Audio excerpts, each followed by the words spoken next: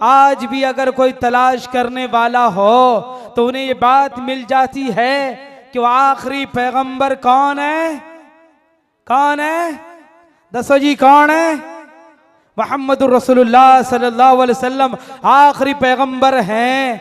ये हिंदू भाइयों की किताब में भी है। हिंदू भाई इंतजार कर रहे हैं कि आखिरी पैगंबर तशरीफ लाने वाले हैं। जब वो आएंगे तो हम उन पर ईमान लेकर के आएंगे। डॉक्टर वेद प्रकाश उपाध्याय कहते हैं हिंदू भाइयों से उन्होंने अपील की है, वेद और पुराणों के आधार पर उन्होंने किताब लिखी है कि हिंदू भाई जिस पैगंबर के इंतजार में बैठे हैं, जिस कल की अवतार के इंतजार में बैठे हैं, वो आए भी अपना मिशन पूरा करके वो चले भी गए।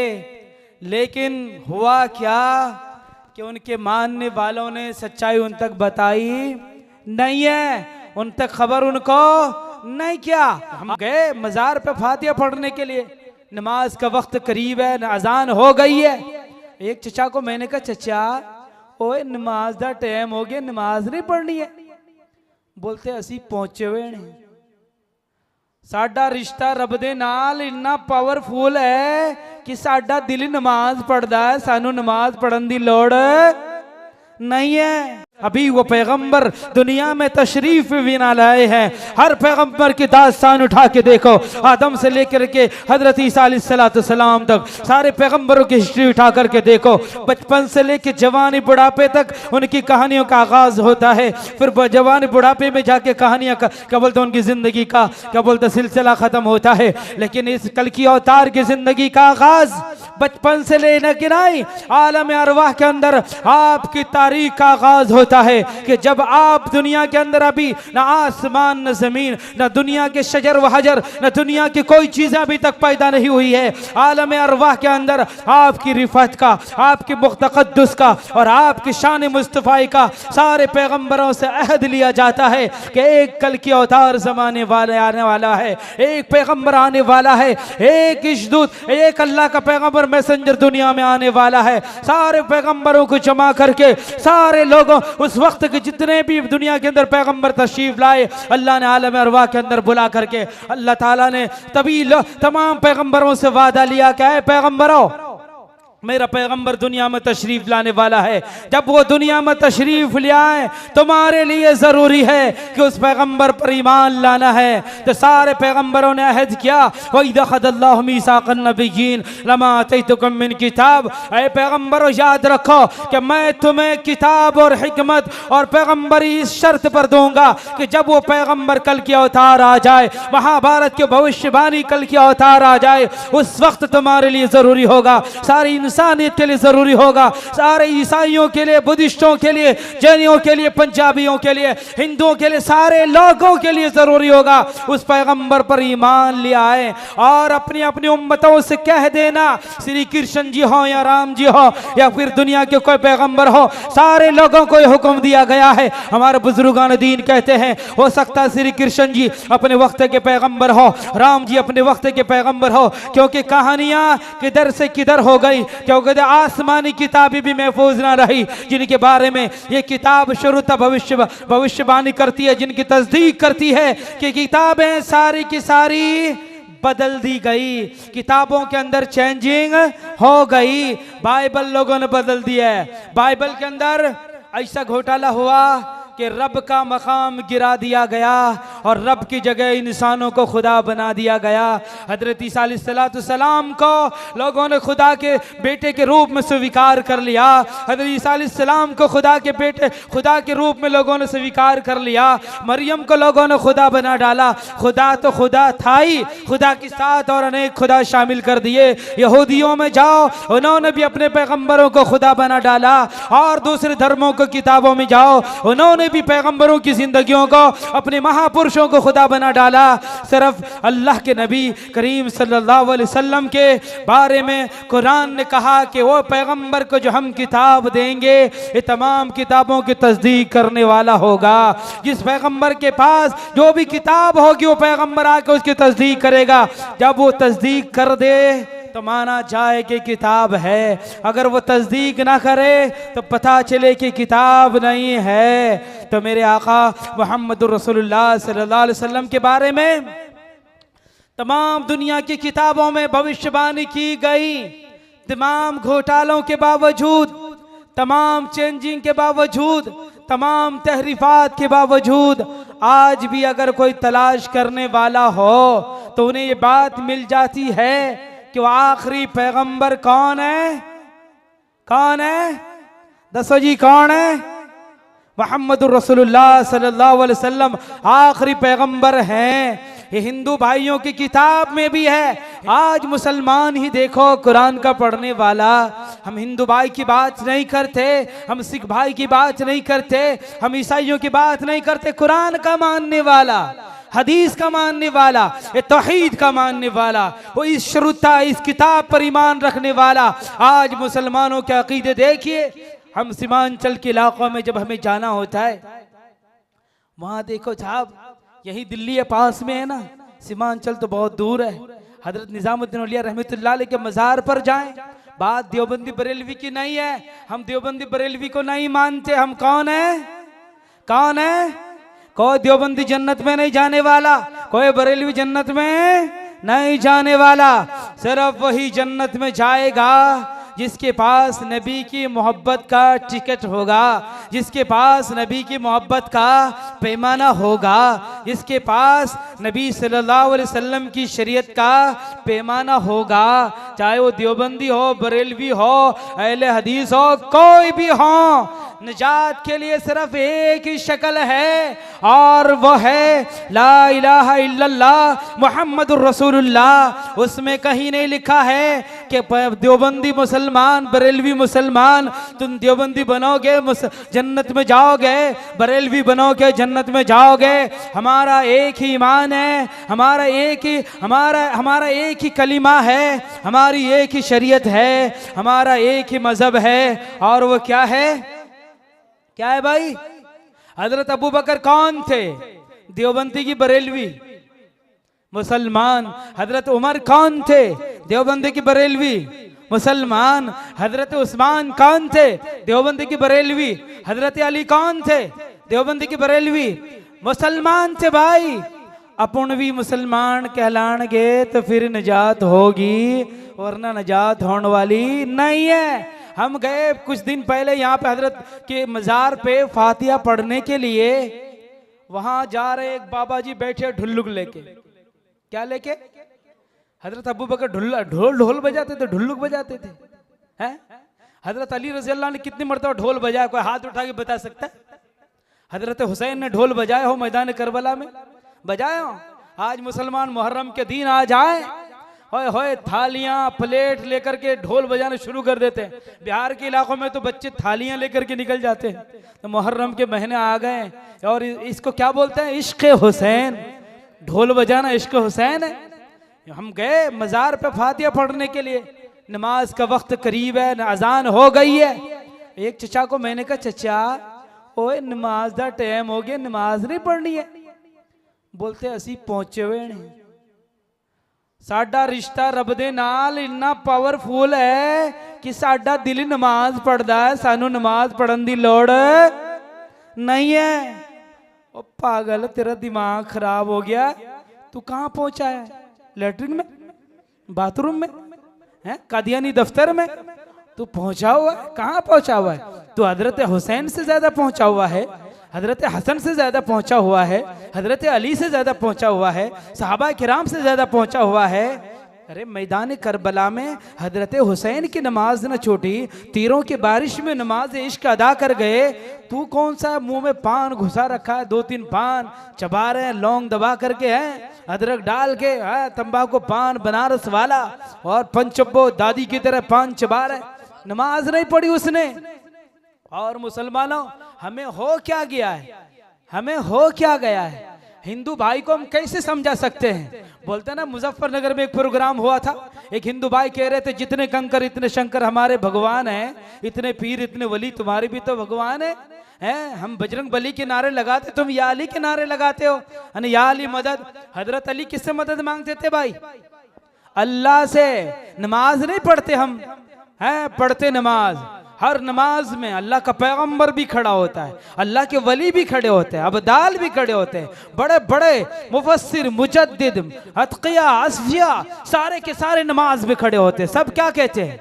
इय्याका नअबुदु व इय्याका नस्तईन इहदिनस सिरातल मुस्तकीम सिरातल लज़ीना अनअमता अलैहिम गैरिल मग़ज़ूबि अलैहिम वलज़्ज़ाल्लीन। परवरदिगार आलम मोहताज आके खड़ा हो गया है। ओम भूर्भुवस्सुवः तत्सवितुर्वरेण्यं भर्गो देवस्य धीमहि धियो यो न प्रचोदयात्।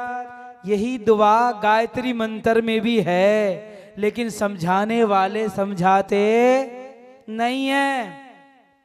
हजरत अली भी नमाज पढ़ रहे, किसी जंग के मैदान में आपको तीर लग गया, पैर में हाथ लगाए तो चीखने लगे। किसी ने कहा जब हजरत अली नमाज में खड़े हो जाए, अल्लाह अकबर की सदा बुलंद करके अल्लाह के आगे सर्व सुजूद होने लगे, उस वक्त हजरत अली का तीर निकाल लिया जाए। हजरत अली नमाज में खड़े हो गए, नियत बांध ली, लोगों ने तीर निकाल लिया। नमाज के बाद किसी ने कहा अली हमने तीर निकाला, आपको मालूम हुआ कि नहीं? कहते खुदा की कसम मुझे पता भी नहीं चला, चींटी के काटने के बराबर भी मैनू पता नहीं लग्या जनाब तुसी कदों साडा तीर निकालता, सानू खबर भी नहीं हुई जनाब। ये है इश्क वाली नमाज। अल्लाह के वली भी नमाज पढ़ते, सारे लोग ये कह रहे हैं मज़ारों पे जाना मना नहीं है, कोई देवबंदी बारिलवी की बात नहीं है। मेरे आका ने कहा कब्रिस्तान जाओ, मज़ारों में जाओ, औलिया के मज़ारों पे जाओ, इसलिए ना जाओ कि वहाँ हलीम बिरयानी बन रही है, आसपास में हैदराबादी और मुरादाबादी की डेगे सजी हुई है, वहां जाके मिठाई मिलने लगेंगी। इसलिए जाओ, तुम्हें पता चले कि इस कब्र में जो आराम फरमा रहे हैं, कुल्लु मन अलैहा फान व यबका वजहु रब्बिका जुल जलाली वल इकराम। सारे के सारे दुनिया से आ जाएंगे। तुम अपनी मौत को याद रखना कि तुम्हें भी मरना है, तुम्हें भी अल्लाह के हुजूर पेश होना है। 1,24,000 पैगंबर जितनी भी आए सब अल्लाह के दरबार में चले गए, सारे नमाज पढ़ते, अपने आजिज़ी और बेबसी का इजहार करते। इय्याका नअबुदु व इय्याका नस्तईन। परवरदिगार आलम मैं मदद मांगदा हां तुहाडे तो मदद मांगदा। ए परवरदिगार आलम साडी मदद फरमा, मैं मुश्किल दे विच फसिया। ए परवरदिगार तू साडी मुश्किल नो आसान कर दे। हर बंदा दुआ मांगता है, अल्लाह के वली भी दुआ मांगते, सारे साहबा दुआ मांगते, पैगंबर दुआ मांगते। तो इसलिए मज़ारों पे जाएं, खूब शौक से जाएं, लेकिन इस अंदाज से ना हो कि हम हिंदू भाइयों को दावत देने जाएं, सिखों को दावत देने जाएं, पंडित में क्या बोलते ईसाइयों को दावत देने जाएं, जैनियों को दावत देने जाएं, तो ये ना कहें किस चीज की दावत लेके आए हो। अगर हम ये पूछते हैं, तुम भी तो ये पूछते हो, हम इधर मदद मांगते हैं तुम उधर भी तो मदद मांगते हो। वास्ता दे के मदद मांग सकते हैं कि अल्लाह ये तेरे नेक बंदे हैं, इसके सदक़े में मेरी दुआ कबूल फरमा। इस अंदाज से दुआ मांगना जायज़ है, मांग सकते हैं। लेकिन ये बोले अल्लाह मेरी सुनता नहीं, इनकी टालता नहीं, पहले इनसे मांगेंगे फिर ये अल्लाह से मांगेगा, ये बंदे वाली बात है। अल्लाह कहता है ओए बंदे तेनू खबर नहीं है मैं कितना बड़ा पावरफुल है। ला युहिब्बुल्लाहुल जहरा बिस्सुई मिनल कौल इल्ला मन जुलिम व काना अल्लाहु समीअन अलीमा।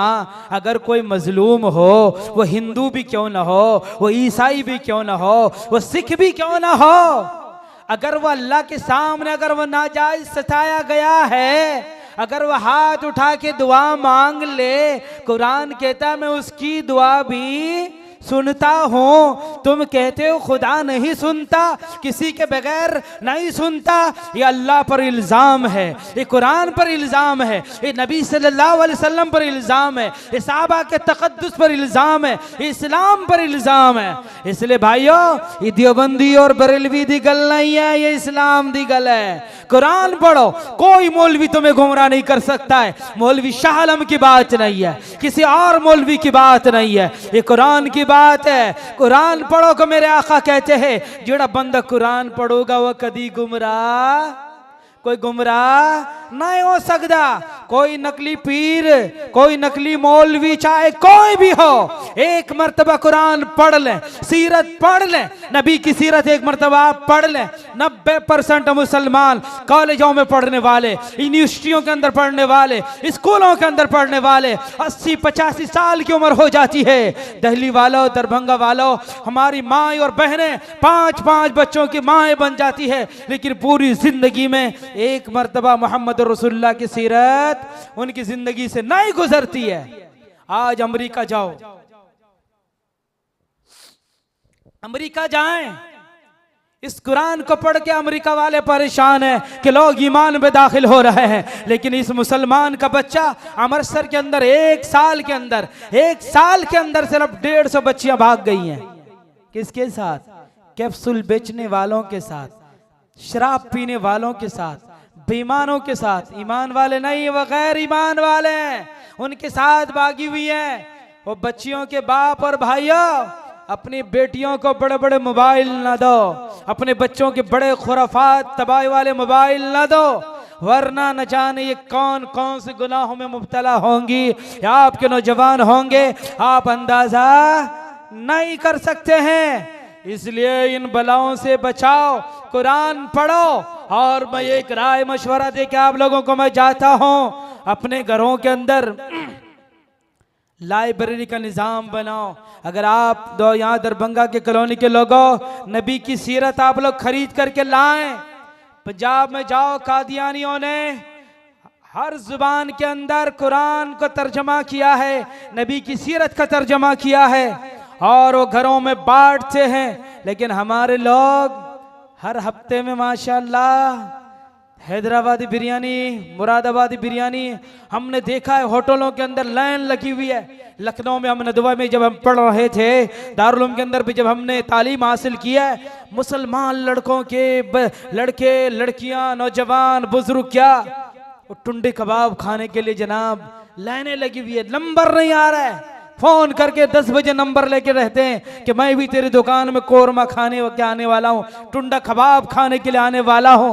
ये मुसलमान का बच्चा अय्याशियों में, मोबाइल बाजी में, सिनेमा हॉलों में, फिल्मों में, जुआ में, शराब में, शतरंज में, अमानत में, खयानत में, हर वो गुनाह, कौन से वो गुनाह है जो हमारे घरों में पाए नहीं जाते हैं। उसके बावजूद हम कहते हैं कि अल्लाह आसमान से हजरत जिब्राइल अलैहिस्सलाम को 1000 के नोटों के टजी लेकर के भेज दे, हो जाएगा? ऐसा नहीं हो सकता जनाब। ऐदा ना कदी होया ना कदी हो सकता है। ये ख्याल अस्त, महाल अस्त, जुनू, ये पागलपन है, ये दीवानापन है, दिमागों की खुराफात है। इसलिए मैं आपसे कहता हूँ, आप अपने बच्चों को कुरान की तालीम दिलाएं। आप अपने बच्चों को एक मर्तबा नबी की सीरत पढ़ा दें। अगर जब तक ये आप नहीं पढ़ाएंगे, गुमराही के दलदल में आपके बच्चे जाएंगे और शिर्क में मुब्तला हो जाएंगे। इसको याद रखना, हर गुनाह अल्लाह माफ कर सकता है, लेकिन शिर्क को कभी कोई माफ अल्लाह ताला माफ नहीं कर सकता है। आप में से जिन लोगों की शादियां हुई है, कोई ये चाहेगा कि मेरी बीवी के साथ कोई और मर्द भी शरीक हो जाए? चाहेगा कोई? कभी भी बर्दाश्त नहीं कर सकता है। मर्द इस बात को बर्दाश्त कर सकता है, उसकी बीवी उसको बर्तन धो के ना दे, वो बर्तन धो लेगा, बर्दाश्त कर लेगा। उसकी बीवी उसके कपड़े धो के ना दे, वो इसको बर्दाश्त कर सकता है। उसकी बीवी उसको खाना बना के ना दे, ये बंदा बर्दाश्त कर सकता है।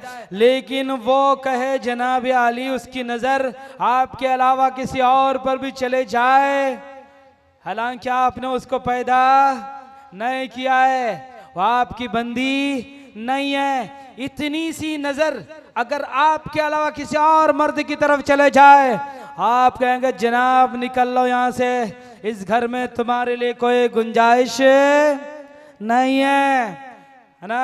ये आप बर्दाश्त नहीं कर सकते।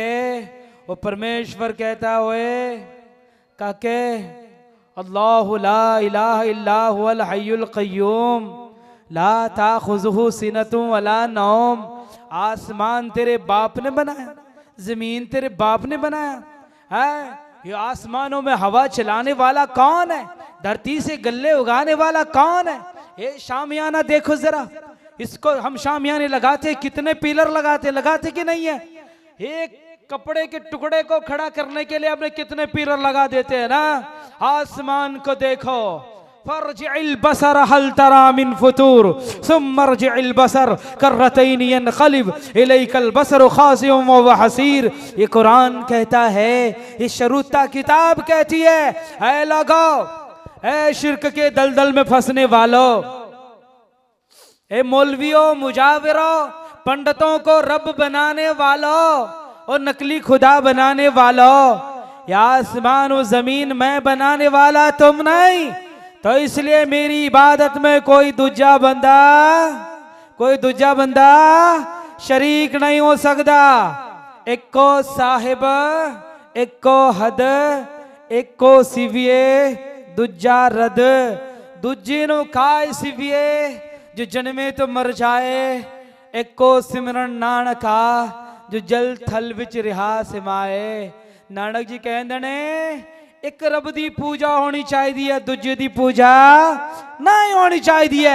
नानक जी कहंदे ने जेड़ा रब होंदा है ना, रब वो मरदा नहीं है, वो जन्म नहीं लेन दा, वो किसी से डरदा नहीं है, वो अजनमा है, अजूनी है, सहभंग गुरु प्रसाद, एक ओंकार, God is the only one, सतनाम, His name is true, उसका नाम ही सच्चा है, कर्ता पूरक, वही पैदा करने वाला है, निरपौ निर्वैर, वो किसी से डरता नहीं है, उसकी किसी से दुश्मनी नहीं है। लम यलिद वलम यूलद, उसका कोई बाप नहीं है, उसका कोई बेटा नहीं है, उसकी कोई औलाद नहीं है, वो मरता नहीं है।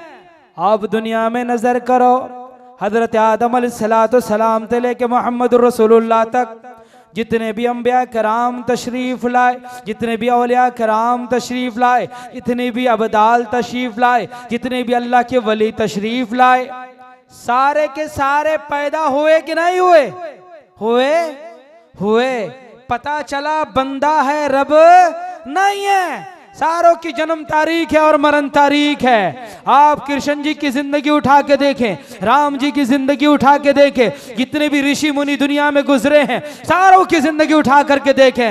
ये बता रहे हैं, इनकी जिंदगियां बता रही है कि रब दे बन दो गल समझो, रब दी अदालत दे विच जिहड़ी सुप्रीम कोर्ट है, उस अदालत दे विच जेकर तुसी ये चाहंदे हो कि जहन्नम दे विच ना जान तो एक फैसला तुहानू करना पैना।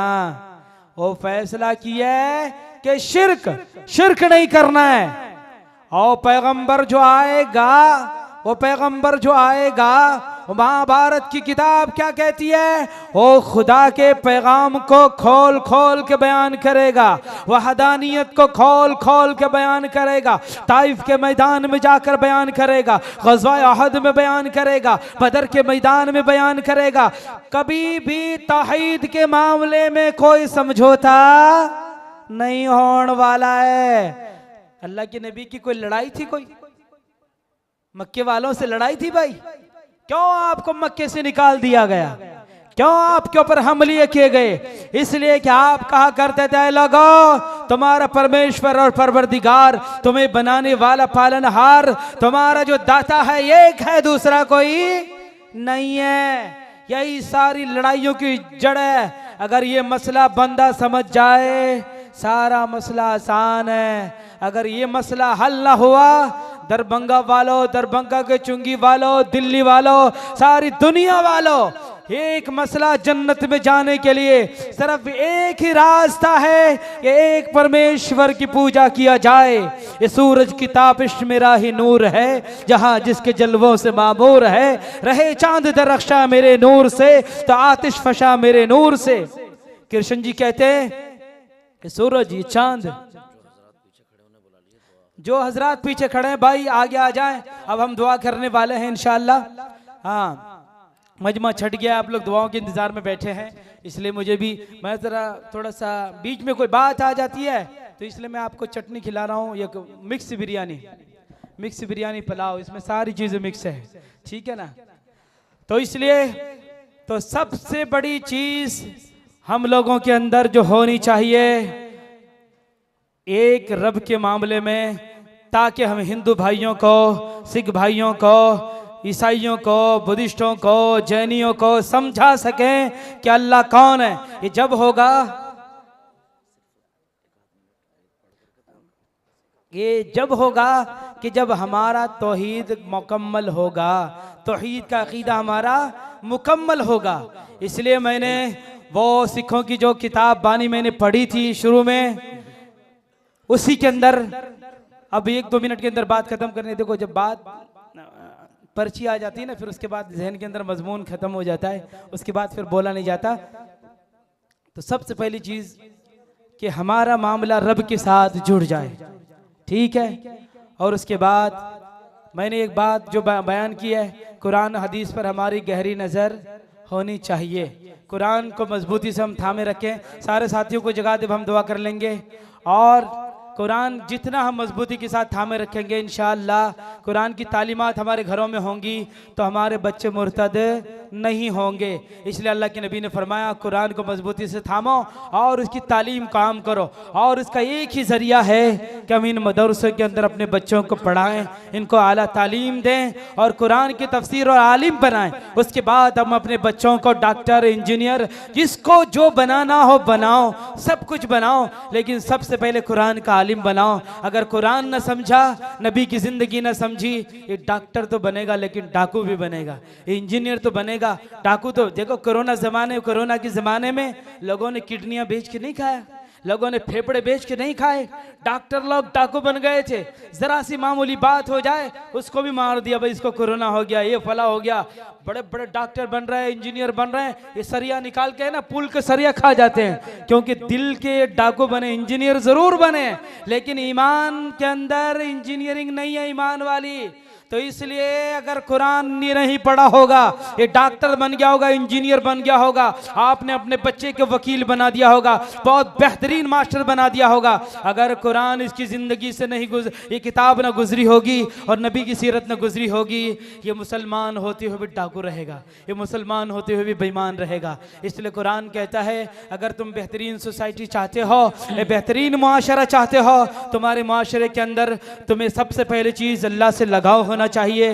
दूसरी चीज तुम्हारे नमाजों में जान होनी चाहिए। तीसरी चीज तुम्हारे नौजवान तमाम खुराफात से बचने चाहिए। वल्लज़ीन हुम अनिल लग़्वी मुअरिज़ून वल्लज़ीन हुम लिज़्ज़काति फ़ाइलून। ये तमाम चीज़ें जो हमारे मुआशरे में पाई जाती है, एक बेहतरीन मुआशरे के लिए ज़रूरी है कि मुआशरे के नौजवान, बच्चे, बच्चियाँ, माएँ, बहनें, तमाम वो लग़वियात से जो इंसानियत को फ़ायदा ना दे, जो खुद इंसान को फ़ायदा ना दे, सोसाइटी को फ़ायदा ना दे, जिससे हमें नुकसान हो, इंसानियत को नुकसान हो, उससे बचना ज़रूरी है। नंबर 1, अल्लाह से ताल्लुक़ होना चाहिए। अगर सारे काम बंदा है लेकिन वो अल्लाह से डरता नहीं है तो ये बंदा मुआशरे के अंदर तबाही मचा देगा, ये डाका डालेगा, बेईमानी करेगा। इसलिए सबसे पहली बुनियाद है, जैसे मोबाइल के अंदर चलाने के लिए सिम भी ज़रूरी है, बैटरी भी ज़रूरी है, ये सारी चीज़ें है ना, उसके अंदर टावर भी ज़रूरी है, उसके अंदर बैलेंस भी ज़रूरी है। तब एक मोबाइल जाकर के आपको फ़ायदा पहुंचा सकता है। इसीलिए एक माशरे के अंदर आप रहते हो तो उस माशरे के अंदर सबसे पहले अल्लाह से डरने वाले, दूसरी चीज़ अल्लाह से डरने की सबसे बेहतरीन पहचान नमाज पढ़ते हो, तीसरी पहचान बस 2 मिनट बुराइयों से बचते हो, चौथी पहचान वो अपनी शर्मगाहों की हिफाजत करते हो। मतलब ये है कि शादियों को आसान करते हो और जिना के अड्डों को तबाह बर्बाद करते हो, और उसका एक ही जरिया कि शादियों को सादगी के साथ अदा किया जाए। और चौथी पहचान एक बेहतरीन मुआशरे की, वल्लज़ीन हुम लिअमानातिहिम व अहदीहिम राऊन, कि अमानतों में खयानत न करते हो। पांचवी पहचान कि अपने वादों को पूरा करते हो जो अल्लाह व रसूल से उन्होंने किया, जो इंसानों से उन्होंने किया है। वल्लज़ीन हुम लिअमानातिहिम व अहदीहिम राऊन। आखिर में फिर कहता है लोगों सुनो, ये तमाम क्वालिटियां तुम्हारे अंदर जब आ सकती है कि जब तुम्हारी नमाज कंप्लीट हो, वक्त पर हो, कायदे के साथ हो और खुशू और खुजू के साथ हो। आगे अल्लाह कहते हैं जिस मुआशरे के अंदर ये सिफत होंगी, ये क्वालिटियां होंगी, वो जन्नत के हकदार होंगे, उनका मुआशरा जन्नत का निशान बनेगा। और वो मुआशरा एक बेहतरीन मुआशरा, वो सोसाइटी एक बेहतरीन सोसाइटी होगी और वो जन्नत के हकदार होंगी। अगर ये सिफात नहीं है तो मुआशरा कहलाने के काबिल नहीं है। ये जो तमाम सिफात मैंने बयान किए एक मोमिन की, एक मुआशरे की, ये कुरान के अंदर मौजूद है। इसलिए कुरान पढ़ेंगे तो इंशाअल्लाह हमारा मुआशरा शानदार होगा। मुझे उम्मीद है कि अल्लाह ताला हमें इन बातों पर अमल करने की तौफीक दे और आप भी अमल करेंगे इंशाअल्लाह, हम भी अमल करेंगे। आइंदा फिर कभी आप लोगों की मोहब्बत ने हमें याद किया और हम यहाँ आ सके तो मैं मौलाना मंजूर साहब से कहूँगा कि हमें टाइम 11 बजे दें, हमें 1 बजे के बाद हमारा दिमाग नहीं चलता है। तो इंशाअल्लाह मुझे इस बात का ख्याल रखेंगे। तो इंशाअल्लाह फिर कभी हम आइंदा अल्लाह ताला हम सबको मिलाए और अल्लाह ताला हमें कहने से ज़्यादा अमल के तौफीक अता फरमाए। आखिर दावाना अनिल हम्दुलिल्लाहि रब्बिल आलमीन। अल्हम्दुलिल्लाह रब्बिल आलमीन अदद खल्क़िही व रिदा नफ्सी व ज़ीनत अर्शिही व मिदाद कलिमाती। अल्लाहुम्मा ला उहसी सनाअन अलैका व अंता कमा अथनीत अला नफ्सिका। अल्लाहुम्मा सल्लि व सल्लिम व बारिक अला सय्यिदिना मुहम्मदिन नबिय्यिल उम्मिल हाशिमी व अला आलिहि व अस्हाबिल वरदिल किराम व अला साइरिल अंबिया वल मुरसलीन वल मलाइकतिल मुक़र्रबीन।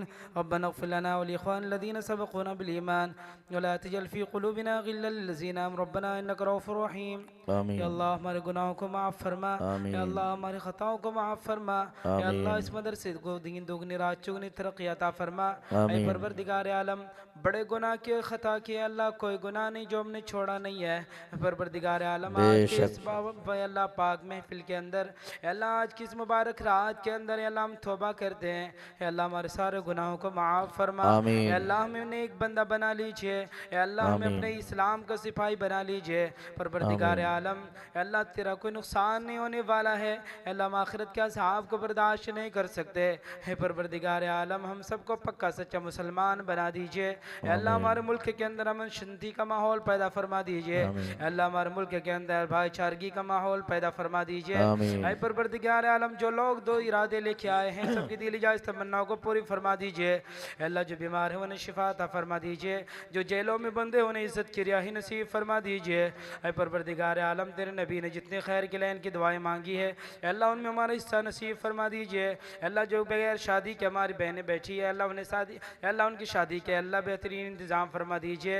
अल्लाह जो नौजवान यहाँ बगैर शादी के बेटे अल्लाह उन्हें पाक दामन अल्लाह महीने अता फरमा दीजिए। परवरदिगार आलम, परवरदिगार आलम हमने जो मांगा इनायत फरमा दीजिए। अल्लाह बादशाहों के बादशाह हैं, अल्लाह अपने शान के मुताबिक अता फरमा दीजिए। अल्लाह इस दुआ को अपने फजल करम से आका मोहम्मद रसूलुल्लाह सल्लल्लाहु अलैहि वसल्लम के सदक़े द फ़ैल में कबूल फरमा लीजिए। सल्लल्लाहु तआला अला खैर खल्क़ी मुहम्मद व आलि बैति व ज़ुर्रिय्यति अजमईन बिरहमतिका या अरहमर राहिमीन।